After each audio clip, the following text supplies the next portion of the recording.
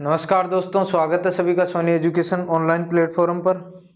दोस्तों, पॉलिटी विषय में हम भारत का सर्वोच्च न्यायालय पढ़ रहे थे।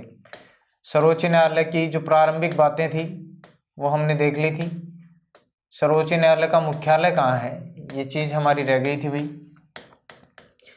सर्वोच्च न्यायालय, तो सर्वोच्च न्यायालय का मुख्यालय अनुच्छेद 130 के अंतर्गत, अनुच्छेद 130 में किस बात की जानकारी है भाई? सर्वोच्च न्यायालय का मुख्यालय यानी भारत का सर्वोच्च न्यायालय कहाँ स्थित है? दिल्ली में। कहाँ है भाई? दिल्ली में स्थित है। अनुच्छेद 130 में ये बात है कि भारत का सर्वोच्च न्यायालय दिल्ली में है और भारत का मुख्य न्यायाधीश, भारत का मुख्य न्यायाधीश chief justice of India CJI राष्ट्रपति से अनुमोदन लेने के बाद, अनुमोदन करके किसी अन्य स्थान पर भी, किसी अन्य स्थान पर भी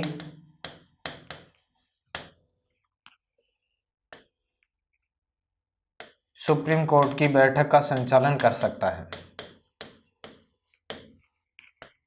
बैठक का संचालन कर सकता है।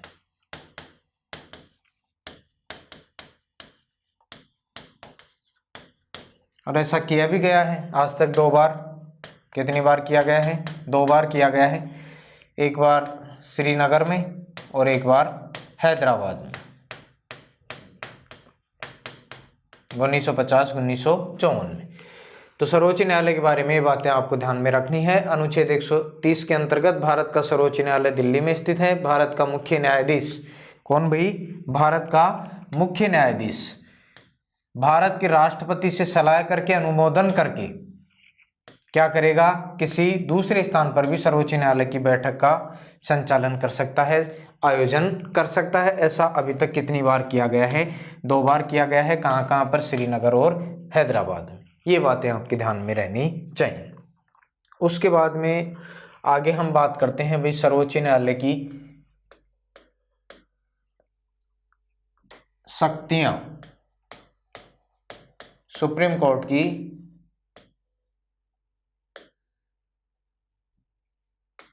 सर्वोच्च न्यायालय के कार्य एवं शक्तियां, कार्य एवं शक्तियां।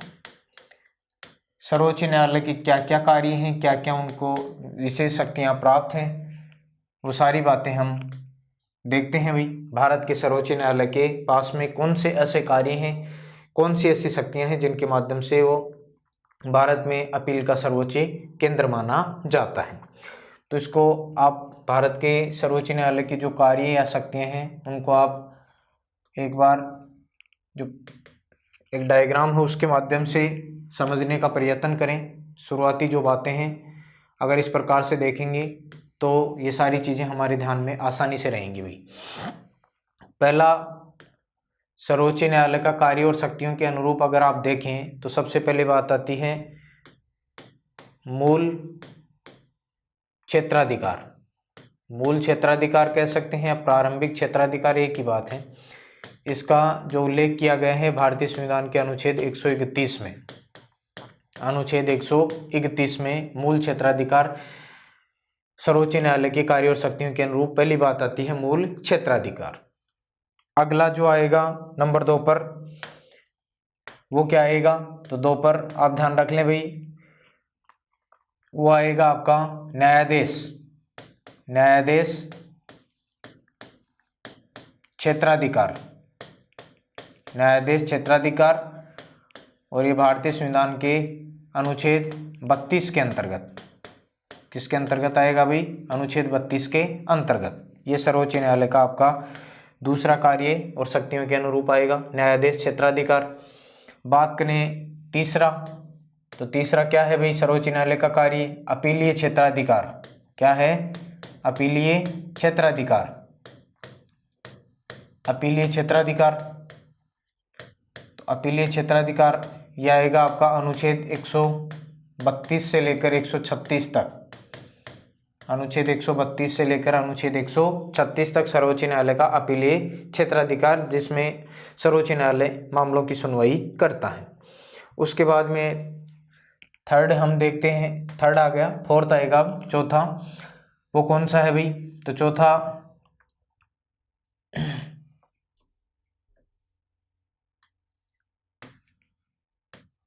हमारे पास थोड़ी जगह कम है तो इस प्रकार से देख लें आप। नंबर 4 पर आ जाएगा न्यायिक समीक्षा। न्यायिक समीक्षा का क्षेत्राधिकार। न्यायिक समीक्षा का क्षेत्राधिकार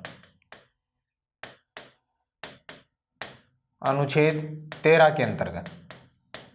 अनुच्छेद 13 के अंतर्गत सर्वोच्च न्यायालय का अगर और काम देखें हम, और कार्य निर्णयों की पुनर्समीक्षा, निर्णयों की पुनर्समीक्षा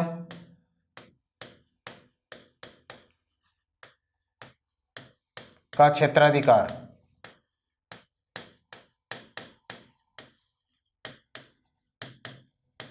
अनुच्छेद 137 में, अनुच्छेद 137 में जुडिशियल रिव्यू जिसे कहा जाता है, निर्णयों की पुनर्समीक्षा का क्षेत्राधिकार अनुच्छेद 137 के अंतर्गत आएगा सर्वोच्च न्यायालय की।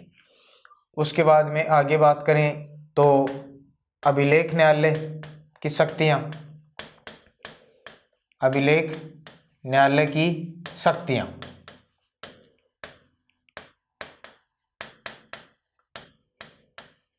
अभिलेख न्यायालय का क्षेत्राधिकार या शक्तियां, ये भारतीय संविधान के अनुच्छेद 129 रह गया था हमारा पीछे, यह अब आ जाता है 129 अभिलेख न्यायालय, यानी भारत का सर्वोच्च न्यायालय क्या होगा? एक अभिलेख न्यायालय होगा अनुच्छेद 129 के अंतर्गत।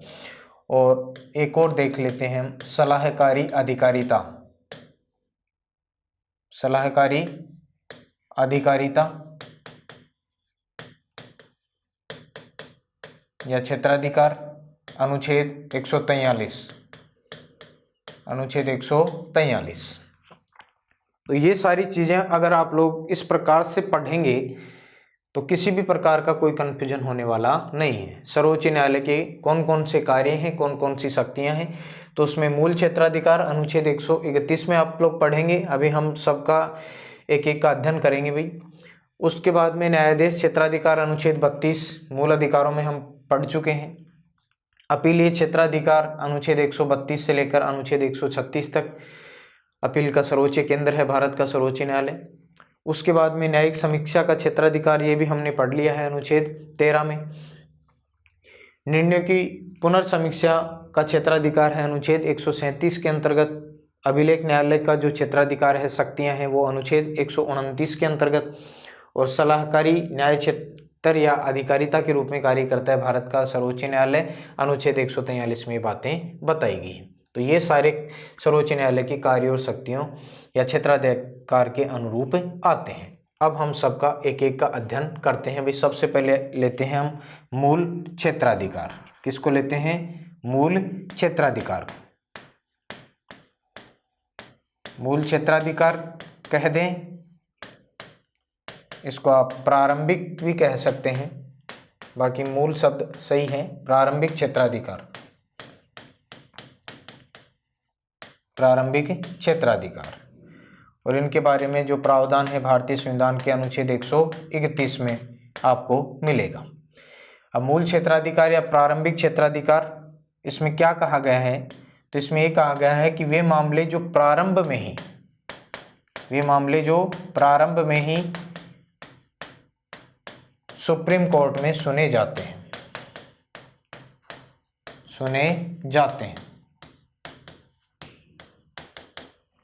वे मामले जो प्रारंभ में ही कहाँ सुने जाते हैं भाई? सर्वोच्च न्यायालय में सुने जाते हैं। कौन कौन से ऐसे मामले हैं? मूल क्षेत्राधिकार के अंतर्गत कौन कौन से मामले आते हैं? तो एक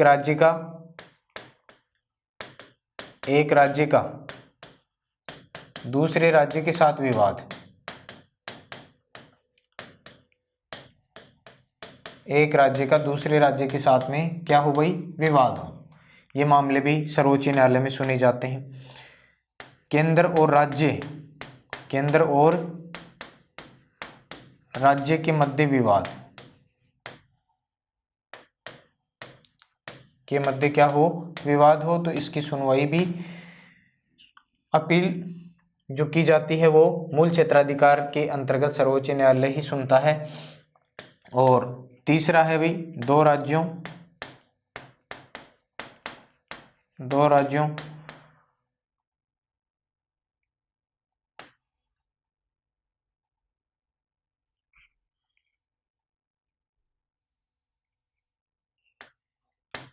ये कह सकते हैं केंद्र प्लस किसी राज्य के साथ में अन्य राज्यों का विवाद, अन्य राज्यों का कोई क्या हो, विवाद हो, तो इन सब की जो सुनवाई है वो कौन करेगा भाई, सर्वोच्च न्यायालय करेगा, सुप्रीम कोर्ट करेगा।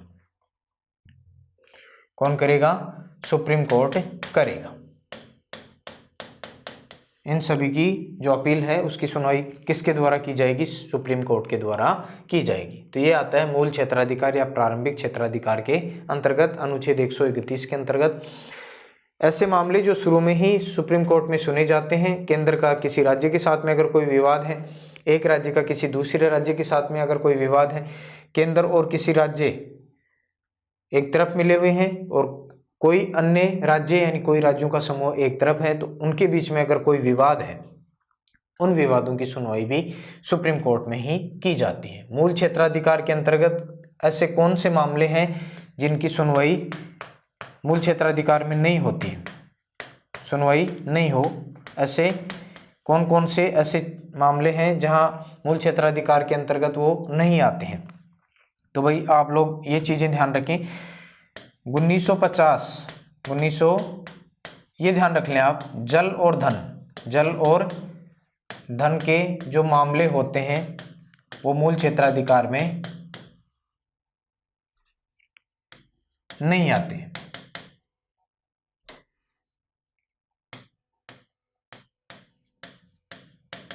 जल और धन से जुड़े हुए मामले मूल क्षेत्राधिकार में नहीं आते हैं।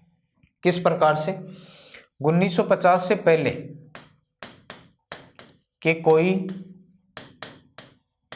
संधि समझौते हैं, कोई संधि या कोई समझौता है तो इसके अंतर्गत नहीं आएंगे, इसके अंतर्गत नहीं आते हैं भाई। इसके अलावा कोई अंतर्राज्यीय, दो राज्यों के बीच में क्या हो, अंतर्राज्यीय जल विवाद, वो भी इसके अंतर्गत नहीं आएगा। जल यहां पर कह रखा है,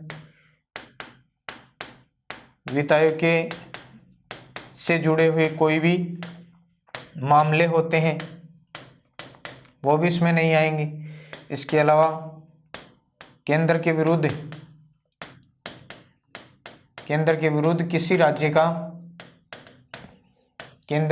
किसी राज्य का क्षतिपूर्तिवाद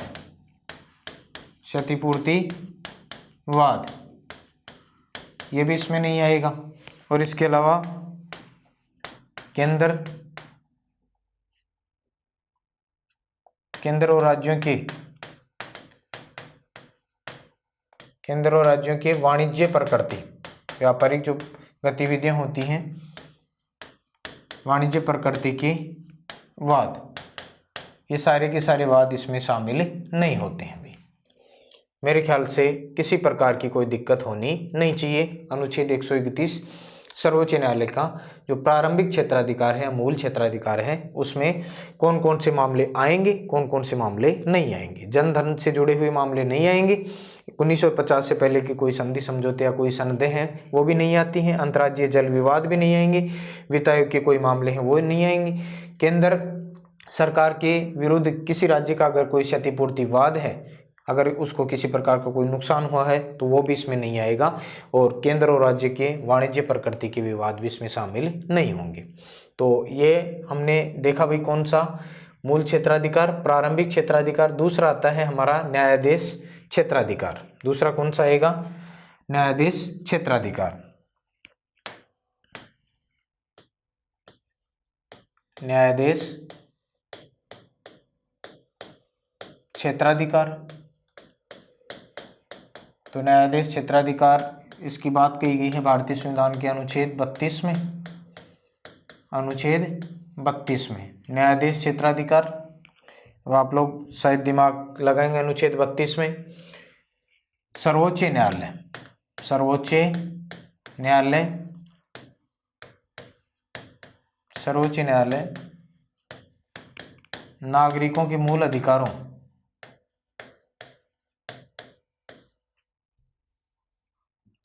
नागरिकों के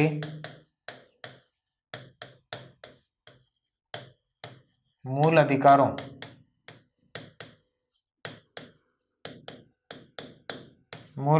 की रक्षा हेतु 5 प्रकार की रिट जारी करता है। 5 प्रकार की क्या जारी करता है भाई? रिट जारी करता है।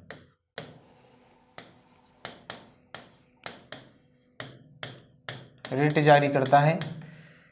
नागरिकों के अधिकारों के लिए सर्वोच्च न्यायालय के द्वारा अनुच्छेद 32 के अनुरूप 5 प्रकार की रिटें जारी की जाती है। संवैधानिक उपचारों का अधिकार, जिसको संविधान की आत्मा की संज्ञा दी है डॉक्टर भीमराव अंबेडकर ने, तो उसके अंतर्गत नागरिकों के अधिकारों के लिए भारत का सर्वोच्च न्यायालय 5 प्रकार की रिटें जारी कर सकता है। और इसमें कोई भी जो नागरिक है सीधा कहाँ जा सकता है भाई? सुप्रीम कोर्ट जा सकता है। सीधा कहाँ जा सकता है? सुप्रीम कोर्ट में। अगर नागरिक अधिकारों का उल्लंघन होता है तो सीधे कहाँ जा सकता है? सुप्रीम कोर्ट में जा सकता है। सुप्रीम कोर्ट को इस हेतु नागरिक अधिकारों का संरक्षक और गारंटक बनाया गया है। संरक्षक और क्या बनाया गया है भाई? गारंटर बनाया गया है। सर्वोच्च न्यायालय नागरिक अधिकारों के लिए क्या है? अनुच्छेद 32 के अनुरूप इसको संरक्षक और गारंटर की संज्ञा दी गई है। नागरिकों के अधिकारों के लिए आपको पता है भाई, व्यक्ति सीधे हाई कोर्ट भी जा सकता है। यहाँ पर ये बात भी ध्यान रखें, सीधे कहाँ जा सकता है? High court. और हाई कोर्ट में इस हेतु 6 प्रकार की रिट जारी की जाती है। नागरिकों के अधिकारों के लिए कोई भी उच्च न्यायालय कितने प्रकार की रिट जारी करता है भाई? 6 प्रकार की रिट जारी करता है। अनुच्छेद 226 में ये बात बताई गई है। अनुच्छेद 226 में तो 6 प्रकार की, 5 तो ये ऊपर वाली हो जाएंगी जो हम सुप्रीम कोर्ट में या अनुच्छेद 32 में पढ़ चुके हैं वो, और इसमें एक और जुड़ जाएगी, इंजंक्शन। क्या नाम है भाई? इंजंक्शन। अंतरिम राहत प्रदान करना। अंतरिम राहत प्रदान करना, इसका मतलब ये होता है कि ये जो शक्ति है केवल उच्च न्यायालय को ही प्राप्त है, सुप्रीम कोर्ट को ये शक्ति प्राप्त नहीं है। कई बार समस्याएं खड़ी हो जाती हैं, जैसे आजकल ऑनलाइन ज़माना है भाई, और ऑनलाइन समय में मान लीजिए आपने किसी परीक्षा के संदर्भ में कोई फॉर्म अप्लाई किया है और उसकी परीक्षा आती है, डेट फिक्स हो जाती है, उसके बाद में परमिशन लेटर जारी किए जाते हैं। ऑनलाइन जो तकनीकी समस्या के चलते आपका समय के ऊपर परमिशन लेटर जारी नहीं हो पाता है, और आप नहीं हो पाता तो आप परीक्षा से वंचित हो जाते हैं। उसके पश्चात तुरंत आप हाई कोर्ट की शरण लेंगे तो आपको परीक्षा में बैठने की अनुमति मिलेगी भाई। इसके लिए हाई कोर्ट कौन सी रिट जारी करेगा? इंजंक्शन, यानी हाथों हाथ राहत प्रदान की जाएगी। उसके पश्चात आगे की कार्रवाई बाद में देखी जाएगी, पहले आपको परीक्षा में बैठने की अनुमति मिलेगी। तो ऐसा अधिकार केवल अनुच्छेद 226 के अंतर्गत जो इंजंक्शन रिट होती है उसमें अंतरिम राहत प्रदान करना, जिसका अर्थ होता है केवल किसको प्रदान की गई है? उच्च न्यायालय को प्रदान की गई है। तो मेरे ख्याल से आप ये बातें जान गए होंगे। ये आती है सर्वोच्च न्यायालय के न्यायाधीश क्षेत्राधिकार के अंतर्गत। सर्वोच्च न्यायालय को मौलिक अधिकारों की रक्षा हेतु 5 प्रकार की रिट जारी करने का अधिकार दिया गया है। मौलिक अधिकारों का संरक्षक और गारंटर की संज्ञा दी जाती है सर्वोच्च न्यायालय को। अगर मौलिक अधिकारों का उल्लंघन होता है नागरिकों का, तो नागरिक सीधे सुप्रीम कोर्ट में जा सकते हैं। हाई कोर्ट में भी 6 प्रकार की रिट जारी होती है अनुच्छेद 226 में, ये भी ध्यान रख लेंगे। एक विशेष प्रकार की जो रिट होती है इंजेक्शन, वो केवल हाई कोर्ट द्वारा ही जारी की जाती है। उसके बाद में अगला जो नंबर तीसरा जो अधिकारिता आती है, क्षेत्राधिकार आता है, वो आता है अपीलीय क्षेत्राधिकार। अपील का सर्वोच्च जो केंद्र है वो है भाई भारत का सर्वोच्च न्यायालय। अनुच्छेद 132 से लेकर 136 तक, अनुच्छेद 132 से लेकर अनुच्छेद 136 तक ये बातें बताई गई हैं। इसमें क्या कहा गया है कि भारत का सर्वोच्च न्यायालय, भारत का सर्वोच्च न्यायालय, भारत का सर्वोच्च न्यायालय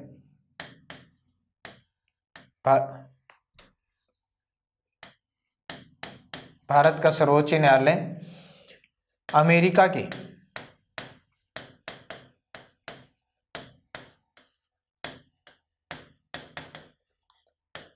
संघीय न्यायालय,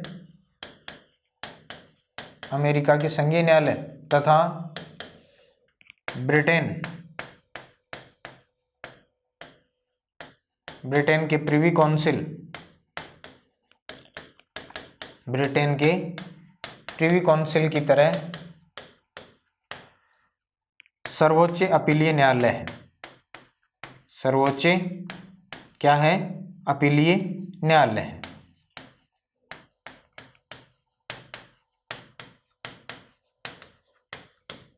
यानी भारत का जो सुप्रीम कोर्ट है, सर्वोच्च न्यायालय है, अमेरिका के संघीय न्यायालय की तरह और ब्रिटेन के प्रिवी काउंसिल की तरह भारत का क्या है भाई? सर्वोच्च अपीलीय न्यायालय है। अनुच्छेद 132 से 136 तक अपीलीय क्षेत्राधिकार के बारे में प्रावधान किया गया है। अब देखिए अनुच्छेद 132 में क्या कहा गया है। अनुच्छेद 132 में तो इसमें कहा गया है कि सुप्रीम कोर्ट दीवानी या सिविल, दीवानी मामलों, इसके अलावा फौजदारी मामलों,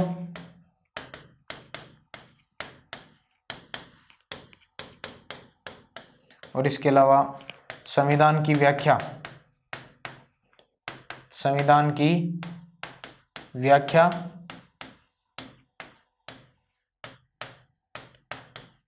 करने वाले मामलों की सुनवाई का सर्वोच्च केंद्र है। क्या है भाई? सर्वोच्च केंद्र है। तो अनुच्छेद 32 में बात कही गई है कि भारत का सर्वोच्च न्यायालय सुप्रीम कोर्ट दीवानी मामलों, फौजदारी मामलों और संविधान की व्याख्या करने वाले जो मामले हैं उसकी सुनवाई के लिए सर्वोच्च केंद्र माना गया है। सर्वोच्च केंद्र माना जाता है भारत का सुप्रीम कोर्ट। और इस सुप्रीम कोर्ट में हाई कोर्ट के निर्णयों की अपील भी की जाती है। निर्णयों की भी क्या की जा सकती है भाई? अपील की जा सकती है।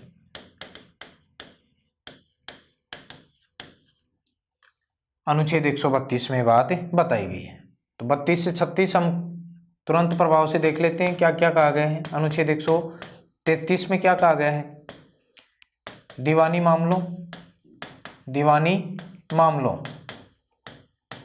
मामलों जिनको आप सिविल मामले भी कह सकते हैं भाई, सिविल मामले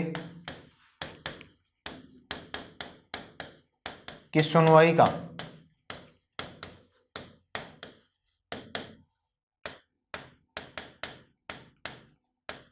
अंतिम जो निर्णय है वो कौन करेगा? सर्वोच्च न्यायालय करेगा। दीवानी मामलों या सिविल मामलों कौन कौन से होते हैं दीवानी मामले? तो ये तो आपको पता ही होगा भाई, विवाह है, विवाह के बाद में तलाक, उत्तराधिकार, संपत्ति विवाद, ये सारे के सारे जो मामले आते हैं वो किस में आते हैं? दीवानी मामलों के अंतर्गत ही आते हैं। तो दीवानी मामलों या सिविल मामलों से जुड़ी हुई कोई भी अपील है उसकी सुनवाई अंतिम रूप से कौन करेगा? भारत का सुप्रीम कोर्ट यानी सर्वोच्च न्यायालय करेगा। ये बात कही गई है भारतीय संविधान के अनुच्छेद 133 में। और कोई भी जो हाई कोर्ट है, हाई कोर्ट ये प्रमाणित करेगा कि ये सर्वोच्च न्यायालय की सुनवाई का पर्सन है, सर्वोच्च न्यायालय की सुनवाई का क्या है भाई? पर्सन है। भारत का कोई भी उच्च न्यायालय प्रमाणित कर देगा कि यह सर्वोच्च न्यायालय की सुनवाई का क्या है, प्रश्न है, तो वो मामला कहाँ सुना जाएगा, फिर सर्वोच्च न्यायालय में सुना जाएगा। सर्वोच्च न्यायालय उस अपील की सुनवाई करेगा। पहले मूल्यों से जुड़े हुए वाद भी सुने जाते थे भाई, निर्धारित थे पहले इतने मूल्यों का वाद यहाँ सुना जाएगा। वर्तमान में ऐसी कोई व्यवस्था नहीं है। 30वें संविधान संशोधन के द्वारा इस व्यवस्था को क्या कर दिया गया है, समाप्त कर दिया गया है।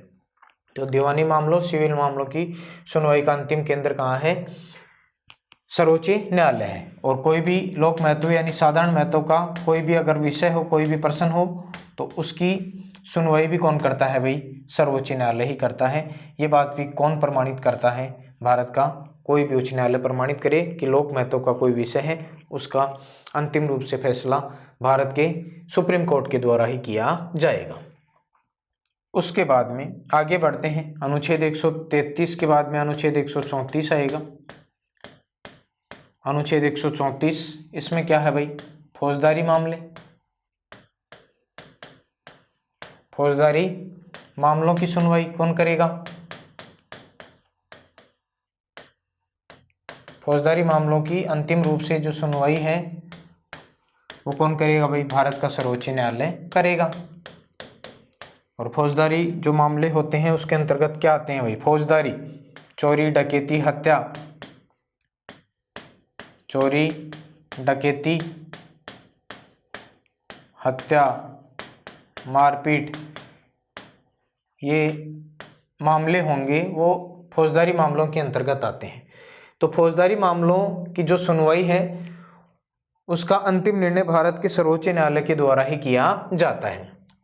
फौजदारी मामलों की सुनवाई भारत का सर्वोच्च न्यायालय करेगा। किस प्रकार से करता है भाई, तो ये ध्यान रखेंगे। मान लीजिए किसी अधीनस्थ न्यायालय ने किसी व्यक्ति को क्या कर दिया हो, दोष मुक्त कर दिया हो। अधीनस्थ न्यायालय द्वारा दोष मुक्त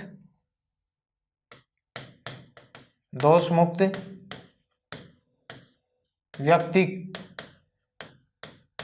अधीनस्थ न्यायालय द्वारा दोष मुक्त व्यक्ति को किसी हाई कोर्ट ने अपने निर्णय में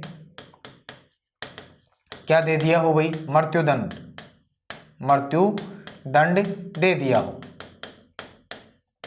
उसकी सुनवाई कौन करेगा, तो उसकी सुनवाई करेंगे भारत के सर्वोच्च न्यायालय यानी भारत का जो सुप्रीम कोर्ट है, उच्चतम न्यायालय है, वहां पर इसकी सुनवाई होगी। मान लीजिए किसी अधीनस्थ न्यायालय ने किसी दोष मुक्त व्यक्ति को अपने निर्णय में, हाई कोर्ट ने अपने यानी अधीनस्थ न्यायालय में कोई व्यक्ति दोष साबित नहीं हुआ है, दोष से मुक्त कर दिया गया कि इसके ऊपर इस प्रकार का किसी भी प्रकार का कोई दोष नहीं है, फिर भी उच्च न्यायालय ने अपने निर्णय में उस व्यक्ति को क्या दे दिया हो भाई, मृत्युदंड दे दिया हो, तो वो फिर अपनी अपील है कहाँ करेगा भाई, फौजदारी मामले की, वो सर्वोच्च न्यायालय में करेगा। सर्वोच्च न्यायालय फिर अपने हिसाब से इसका क्या करेगा भाई, जजमेंट करेगा। इसके अलावा अधीनस्थ न्यायालय में अगर कोई व्यक्ति दोष मुक्त होने जा रहा है, क्या होने जा रहा है, दोष मुक्त होने जा रहा है, अधीनस्थ न्यायालय में दोष मुक्त होने जा रहे व्यक्ति को किसी हाई कोर्ट ने क्या दे दिया हो भाई, अपने निर्णय में मृत्युदंड दे दिया हो। बात लगभग समान ही है। एक तो ये है कि कोई व्यक्ति दोष मुक्त होने जा रहा है अधीनस्थ न्यायालय में और उसको लगे, जो कोई विरोधी है उसको लगे कि ये तो यहाँ से क्या हो रहा है भाई, बरी हो रहा है, तो तुरंत अगर हाई कोर्ट की शरण लेता है विपक्षी पार्टी जो होती है, वो वादी प्रतिवादी दो होते हैं, तो जो विपक्षी होता है वो हाई कोर्ट चला जाता है और हाई कोर्ट ने यहाँ जो दोष मुक्त होने जा रहा है कोई व्यक्ति है उसको अपने निर्णय में क्या दे दिया है, मृत्युदंड दे दिया है, तो फिर ये व्यक्ति कहाँ जाएगा भाई, सुप्रीम कोर्ट जाएगा। तो ये दोनों बातें ध्यान में रखनी है। चोरी डकैती हत्या मारपीट जैसे मामले आते हैं और फौजदारी अधिनियम 1970 के अंतर्गत, इसमें फौजदारी अधिनियम 1970 के अंतर्गत इसमें मृत्युदंड के साथ, पहले तो मृत्युदंड था, उसके साथ 10 वर्ष एवं आजीवन कारावास, 10 वर्ष व आजीवन कारावास, इसको भी क्या कर लिया गया है भाई, शामिल कर लिया गया। फौजदारी अधिनियम 1970 के अनुसार मृत्युदंड के साथ में अब 10 वर्ष की सजा या आजीवन कारावास भी हो सकता है। ये है फौजदारी मामलों से जुड़ी हुई बात, जिसकी सुनवाई भारत का सर्वोच्च न्यायालय करता है अनुच्छेद 134 के अंतर्गत। उसके बाद में आता है अनुच्छेद 135, अनुच्छेद 135, अनुच्छेद 135, अनुच्छेद 135 में क्या कहा गया है, तो अनुच्छेद 135 में बताया गया है कि संवैधानिक मामलों की व्याख्या, संवैधानिक मामलों की व्याख्या करने का जो अंतिम अधिकार होगा वो किसको होगा भाई, सर्वोच्च न्यायालय को होगा। सर्वोच्च न्यायालय की अंतिम रूप से जो व्याख्या कर सकता है भारत में कौन करेगा, सुप्रीम कोर्ट करेगा, सर्वोच्च न्यायालय या उच्चतम न्यायालय करेगा। अब देखिए किस प्रकार से, मान लीजिए 1937 में भारत में क्या था भाई, संघीय न्यायालय फेडरल कोर्ट स्थापित था। तो 1937 में स्थापित संघीय न्यायालय की जो सारी शक्तियां हैं, इसकी समस्त शक्तियां अब किसको सौंप दी गई हैं, सर्वोच्च न्यायालय को सौंप दी गई हैं। समस्त शक्तियां किसको सौंप दी गई हैं, सुप्रीम कोर्ट को सौंप दी गई हैं, सर्वोच्च न्यायालय को सौंप दी गई हैं। और फिर सर्वोच्च न्यायालय प्रदान कर दी गई, ऐसे लिखें, सर्वोच्च न्यायालय को प्रदान कर दी गई है। 1937 में भारत में फेडरल कोर्ट की स्थापना हुई थी दिल्ली में 1935 के अधिनियम से संघीय न्यायालय। तो जो ही भारत में सुप्रीम कोर्ट बना, उसके पश्चात उसकी सारी शक्तियां अब किसके हाथ में आ गई भी, सुप्रीम कोर्ट के हाथ में आ गई। और सुप्रीम कोर्ट के हाथ में आ गई तो सुप्रीम कोर्ट भारत में संघात्मक मुद्दों से जुड़ी हुई, संघात्मक मुद्दों से जुड़ी अपीलों, संघात्मक मुद्दों से जुड़ी अपीलों की क्या करता है भाई, अंतिम रूप से सुनवाई करेगा। अंतिम रूप से सुनवाई का जो अधिकार है वो अब किसको मिल गया है, वो भारत के सर्वोच्च न्यायालय को मिल गया है। ये बातें ध्यान में रखनी है। यानी भारत में संवैधानिक जो मामले हैं उसकी व्याख्या भारत का सर्वोच्च न्यायालय करेगा। उदाहरण के तौर पर देख सकते हैं 1937 में भारत में जो फेडरल कोर्ट था, संघीय न्यायालय था, उसकी सारी शक्तियां भारत के सुप्रीम कोर्ट के पास में आ गई हैं। और सुप्रीम कोर्ट वर्तमान में भारत में संघात्मक मुद्दों से जुड़ी हुई या संवैधानिक मामलों से जुड़ी हुई जो भी अपीलें होती हैं उनकी सुनवाई, अंतिम रूप से सुनवाई का जो अधिकार है वो किसके पास में आ गया भाई, सुप्रीम कोर्ट के पास में आ गया है। तो अनुच्छेद 35 में 135 में ये ध्यान रखना है, संवैधानिक मामलों की व्याख्या का अंतिम अधिकार किसको है, भारत के सर्वोच्च न्यायालय को है। अपीलीय क्षेत्राधिकार के अंतर्गत एक और रह गया भाई अनुच्छेद 136, अनुच्छेद 136। तो अनुच्छेद 136 में क्या कहा गया है, अनुच्छेद 136 में ये कहा गया है अपील के लिए विशेष याचिका दायर करने का अधिकार, दायर सब छोड़े हम, विशेष याचिका का अधिकार। किसी भी व्यक्ति को इसको विशेष याचिका यानी SLP भी कहा जा सकता है, स्पेशल लिटिगेशन पिटीशन के नाम से जाना जाता है, विशेष याचिका दायर करने का अधिकार ये दिया गया है नागरिकों को। इसके जो विशेष याचिका का अधिकार, इसको आप समझेंगे भाई, अगर कोई व्यक्ति किसी हाई कोर्ट के फैसले से क्या है, असंतुष्ट है,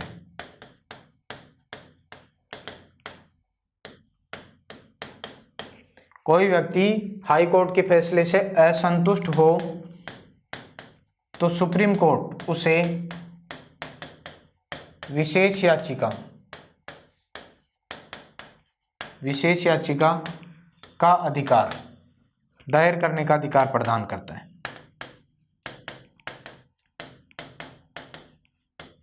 अगर कोई व्यक्ति हाई कोर्ट के फैसले से असंतुष्ट है, जैसा हाई कोर्ट ने फैसला दिया है उसको वो स्वीकार नहीं करे, तो सुप्रीम कोर्ट ऐसे व्यक्ति को क्या करेगा, विशेष याचिका दायर करने का अधिकार प्रदान करता है और सुप्रीम कोर्ट ही उसकी क्या करेगा भाई, सुनवाई करेगा। सुप्रीम कोर्ट ही उसकी क्या करेगा, सुनवाई करेगा और सुप्रीम कोर्ट ही उसके ऊपर अपना निर्णय करेगा। सुप्रीम कोर्ट ही क्या देगा, निर्णय करेगा। तो एसएलपी दायर करने का अधिकार दिया गया है अनुच्छेद 136 के अंतर्गत भारत के प्रत्येक व्यक्ति को। यह आपको ध्यान में रखना है। रिव्यू पिटीशन में अगर कोई मामला होता है तो उसकी जो सुनवाई होती है सर्वोच्च न्यायालय में होती है, लेकिन वो पूर्व बेंच या पूर्व न्यायाधीश के पास में ही उसकी अपील की जा सकती है। ये भी ध्यान में रखना है। विशेष याचिका का अधिकार, यहाँ पर विशेष बात यह है भाई, कोर्ट मार्शल सैनिक न्यायालय होता है,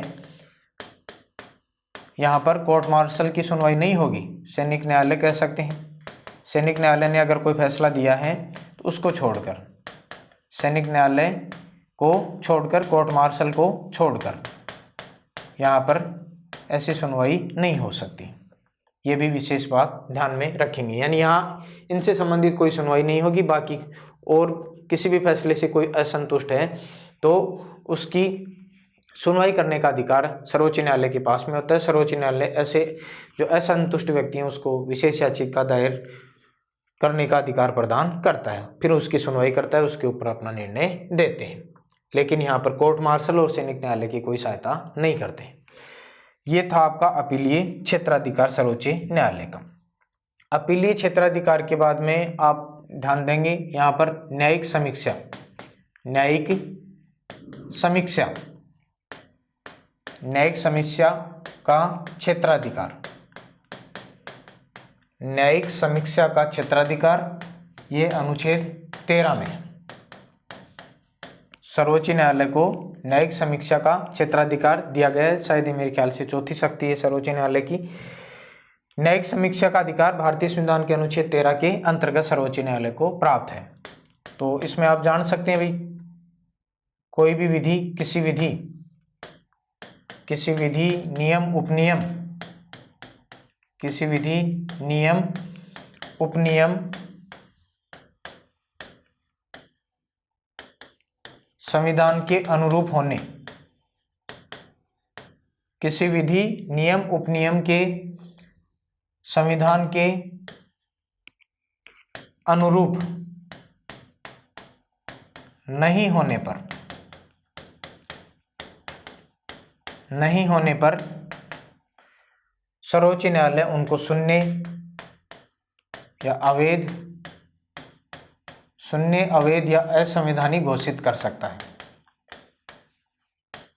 असंवैधानिक क्या कर सकता है भाई, घोषित कर सकता है।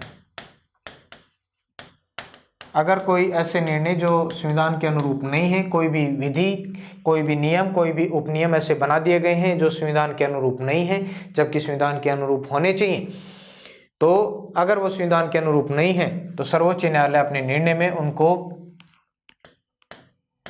क्या कर सकता है भाई, सुप्रीम कोर्ट उन्हें शून्य, अवैध या असंवैधानिक घोषित कर सकता है भारतीय संविधान के अनुच्छेद 13 के अंतर्गत अपनी न्यायिक समीक्षा के क्षेत्राधिकार की शक्ति के माध्यम से। ये हमने अनुच्छेद 13 देखा। इसके पहले हम मौलिक अधिकारों में भी इस बात की चर्चा कर चुके हैं, कोई विशेष बात नहीं है, एक बार देखेंगे आसानी से चीजें याद हो जाएंगी। उसके बाद में आगे आप देखिए भाई, नंबर 5 पर जो आता है वो आएगा आपका निर्णयों की पुनर्समीक्षा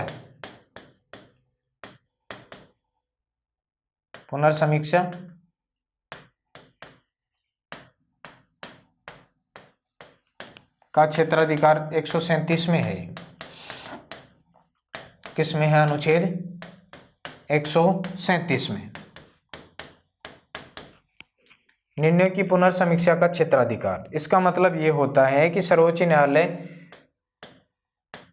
अपने द्वारा दिए गए निर्णयों की पुनर्समीक्षा कर सकता है।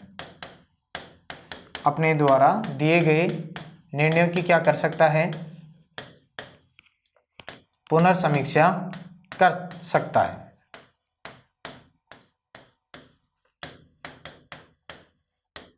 सर्वोच्च न्यायालय अपने द्वारा दिए गए निर्णयों की क्या कर सकता है भाई, पुनर्समीक्षा कर सकता है। कई बार हो जाता है सर्वोच्च न्यायालय ऐसे निर्णय दे देते हैं, उसके बाद में उसकी पुनर्समीक्षा करने की आवश्यकता पड़ती है। ऐसा कारण क्यों है भाई?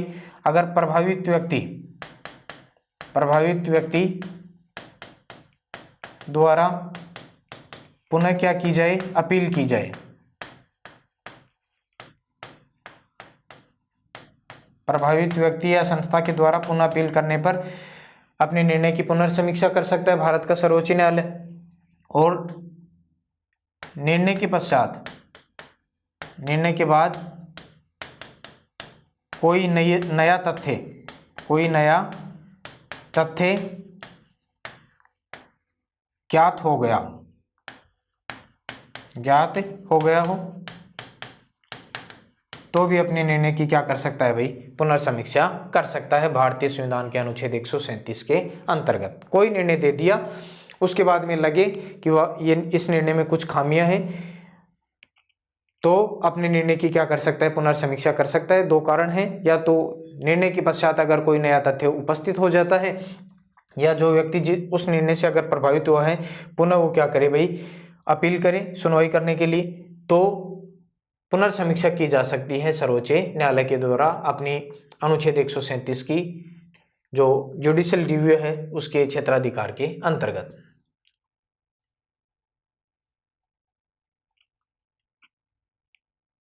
उसके बाद में आगे आता है आपका अभिलेख न्यायालय। नंबर कौन सा है भाई ये? 5 के बाद में 6 आएगा।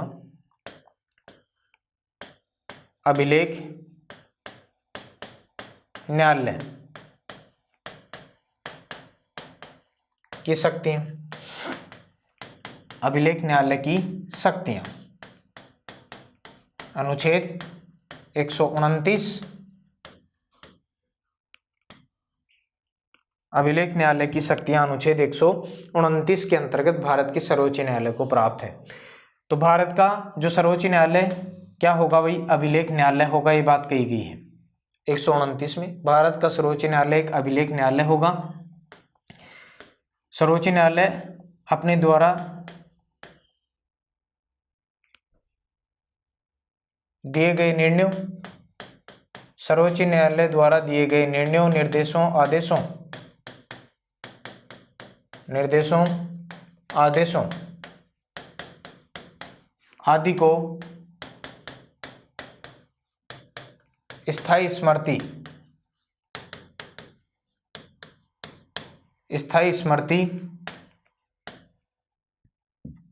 के रूप में, या कह सकते हैं एक साक्ष्य के रूप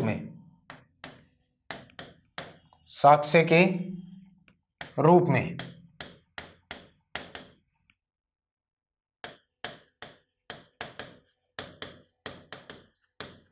सर्वोच्च न्यायालय के द्वारा अगर कोई भी निर्णय दिया जाता है, कोई भी निर्देश दिए जाते हैं, कोई भी आदेश दिए जाते हैं, उनको स्थायी स्मृति में या एक साक्ष्य के रूप में सुरक्षित रखा जाता है। सुरक्षित शब्द रह गए हैं, सुरक्षित और जोड़ें, सुरक्षित रखे जाते हैं। क्या? सर्वोच्च न्यायालय के कोई निर्णय, कोई निर्देश या आदेश एक चिर स्मृति के रूप में, साक्ष्य के रूप में सुरक्षित रखे जाते हैं। ताकि क्यों रखे जाते हैं भाई? ताकि अन्य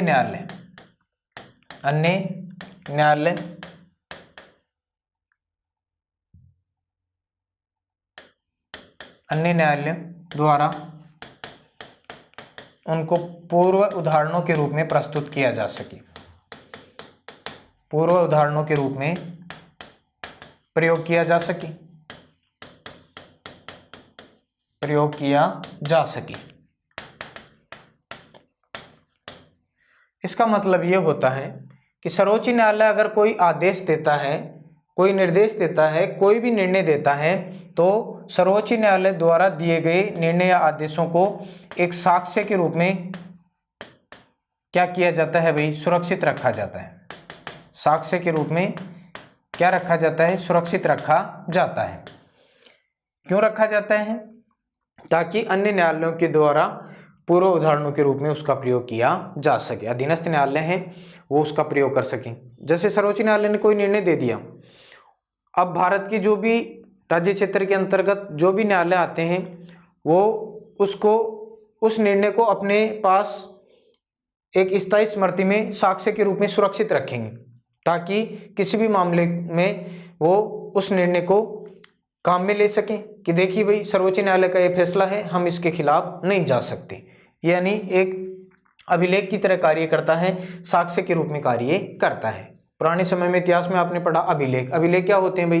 जो पुराने समय में किसी शासक की, किसी वंश की जो जानकारियां हैं, वो जानकारियां आज हमारे सामने हैं, तो वो देन है किसकी? अभिलेखों की तो देन है। तो अभिलेख का मतलब यही है कि सर्वोच्च न्यायालय ने जो फैसले दे दिए, जो निर्णय दे दिए, वो आज वर्तमान में जो न्यायालय काम कर रहे हैं या उसके बाद में निर्णय के पश्चात जो भी आगे कार्रवाइयाँ होंगी, अन्य जो न्यायालय फैसले देंगे, उन साक्ष्यों को सुरक्षित रख सकें, सुरक्षित रूप से अपने पास में रखेंगे, तो दिखा सकेंगे कि सर्वोच्च न्यायालय का ये फैसला है, इस फैसले के अनुरूप हम इसका सम्मान करते हैं, इसी के अनुरूप हमने कार्य किया है।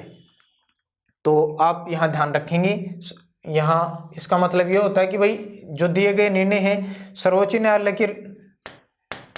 न्यायालय के लिए भी अगले निर्णय, सर्वोच्च न्यायालय सुप्रीम कोर्ट के लिए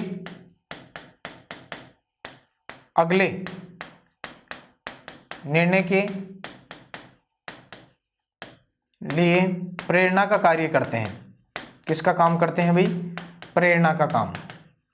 सर्वोच्च न्यायालय के लिए भी अगले निर्णय के लिए प्रेरणा के रूप में कार्य करते हैं। ये जो साक्ष्य के रूप में सुरक्षित रखा जाता है उसका आदेश। और अन्य न्यायालय, सर्वोच्च न्यायालय द्वारा दिए गए फैसले अन्य न्यायालयों के लिए साक्ष्य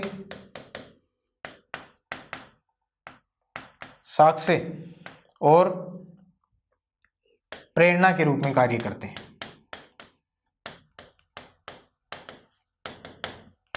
प्रेरणा के रूप में क्या करते हैं भाई? कार्य करते हैं। इसलिए अभिलेख न्यायालय के रूप में कार्य करता है भारत का सर्वोच्च न्यायालय। एक बार मैं पुनः बता देता हूँ, अभिलेख न्यायालय की शक्तियां अनुच्छेद 129 के अंतर्गत। अभिलेख न्यायालय का मतलब ये होता है कि सर्वोच्च न्यायालय द्वारा दिए गए कोई भी निर्णय, कोई भी निर्देश, कोई भी आदेश स्थायी स्मृति में यानी एक साक्ष्य के रूप में रखे जाते हैं, सुरक्षित रखे जाते हैं, ताकि अन्य न्यायालय यानी अधीनस्थ न्यायालय के द्वारा पूर्व उदाहरणों के रूप में उसका प्रयोग किया जा सके। इसका मतलब ये होता है कि सर्वोच्च न्यायालय के लिए अगले निर्णय के रूप में वो प्रेरणा का कार्य करेंगे, अन्य न्यायालयों के लिए साक्ष्य के रूप में और उनके निर्णय के प्रेरणा के रूप में कार्य करते हैं, जो सर्वोच्च न्यायालय द्वारा दिए गए आदेश, निर्देश या निर्णय है। इस प्रकार से अभिलेख न्यायालय होता है भारत का सर्वोच्च न्यायालय। और उसके बाद में अगला जो पॉइंट है भाई, नंबर कौन सा है? 7वां है अनुच्छेद 143, सलाहकारी अधिकारिता। सलाहकारी अधिकारिता, सलाहकारी क्षेत्राधिकार कह सकते हैं। अनुच्छेद 143 के अंतर्गत सलाहकारी अधिकारिता का क्या मतलब होता है, क्या तात्पर्य होता है कि भारत का राष्ट्रपति किसी विषय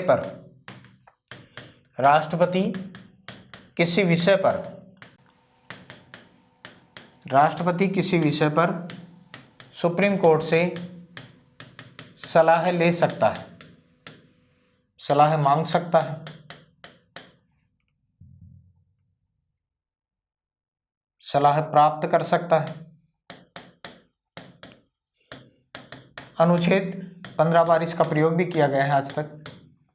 अनुच्छेद 143 के अंतर्गत भारत का राष्ट्रपति किसी विषय पर सुप्रीम कोर्ट से सलाह प्राप्त कर सकता है। अभी तक इसका कितनी बार प्रयोग किया गया है भाई?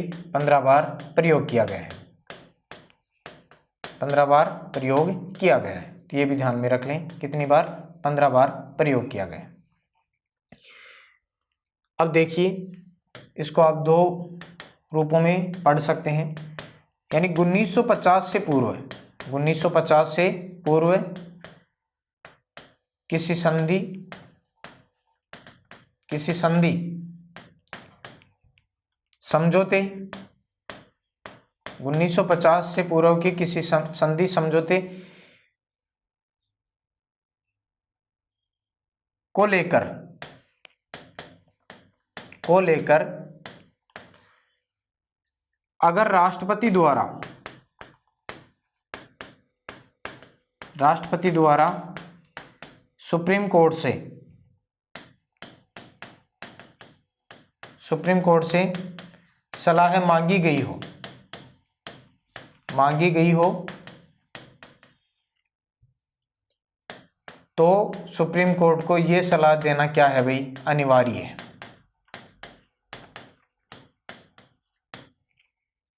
उन्नीस 1950 से पूर्व के किसी संधि समझौते को लेकर राष्ट्रपति के द्वारा सुप्रीम कोर्ट से अगर किसी भी प्रकार की कोई सलाह मांगी गई है राष्ट्रपति द्वारा, तो सुप्रीम कोर्ट को ऐसी सलाह देना क्या है भाई, अनिवार्य है। क्या है, अनिवार्य है।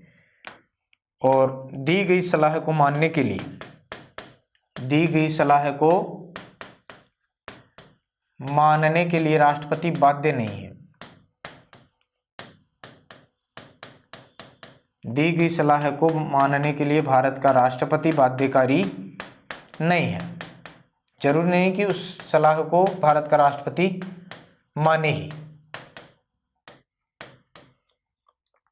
ये कब की बात है, 1950 से पूर्व की किसी संधि समझौते को लेकर अगर सलाह मांगी गई हो तो सुप्रीम कोर्ट को देना अनिवार्य है। सुप्रीम कोर्ट ऐसी सलाह जरूर देगा, लेकिन दी गई सलाह को मानना भारत के राष्ट्रपति के लिए बाध्यकारी नहीं है। अब देखिए आगे क्या है, किसी अन्य मामले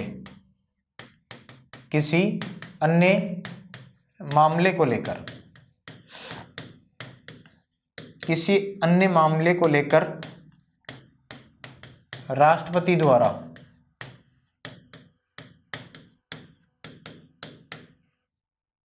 राष्ट्रपति द्वारा सुप्रीम कोर्ट से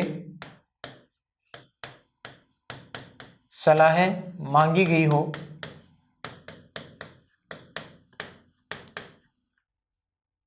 हो तो सुप्रीम कोर्ट द्वारा सलाह दी जा सकती है। सलाह दी जा सकती है और सलाह देने से इनकार भी किया जा सकता है। इनकार भी किया जा सकता है। इनकार भी किया जा सकता है। सुप्रीम कोर्ट द्वारा सलाह दी भी जा सकती है और सलाह देने से इनकार भी किया जा सकता है किसी अन्य मामले को लेकर, अगर भारत का राष्ट्रपति सर्वोच्च न्यायालय से कोई सलाह प्राप्त करना चाहता हो। और यहाँ अगर सलाह दी जाती है, यहाँ सलाह दी जाती है तो दी गई सलाह को मानने के लिए, दी गई सलाह को मानने के लिए राष्ट्रपति बाध्यकारी नहीं है। बात वही है, यानी राष्ट्रपति के ऊपर डिपेंड करता है कि वो सलाह को मानेगा या नहीं मानेगा। राष्ट्रपति बाध्यकारी नहीं है। तो ये बातें भी ध्यान में रहनी चाहिए। तो ये राष्ट्रपति की सुप्रीम कोर्ट की यानी भारत के सर्वोच्च न्यायालय की समस्त शक्तियां या कार्य आप कह सकते हैं, क्षेत्राधिकार कह सकते हैं। अनुच्छेद 143 में अंतिम आ गया सलाहकारी अधिकारिता। राष्ट्रपति किसी विषय पर भारत के सुप्रीम कोर्ट से सलाह प्राप्त कर सकता है। ऐसा 15 बार प्रयोग किया गया है भारत के राष्ट्रपति के द्वारा। अब इसको आप दो रूपों में समझ सकते हैं। किसी अन्य मामले को लेकर राष्ट्रपति अगर सुप्रीम कोर्ट से सलाह मांगता है तो सुप्रीम कोर्ट के द्वारा सलाह दी जा सकती है। सलाह देने से इनकार भी किया जा सकता है। अगर सुप्रीम कोर्ट सलाह देता है तो दी गई सलाह को मानने के लिए भारत का राष्ट्रपति बाध्यकारी नहीं है भाई। और 1950 से पहले की कोई भी संधि समझौते या कोई सनद है उसको लेकर राष्ट्रपति सुप्रीम कोर्ट से अगर कोई सलाह लेना चाहता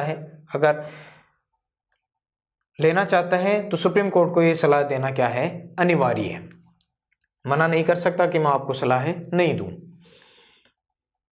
दी गई सलाह को मानने के लिए भारत का राष्ट्रपति बाध्यकारी यहां भी नहीं है भाई। राष्ट्रपति की मर्जी है उस सलाह को माने या न माने। तो मेरे ख्याल से आपको ये चीज़ें आसानी से समझ में आ गई होंगी।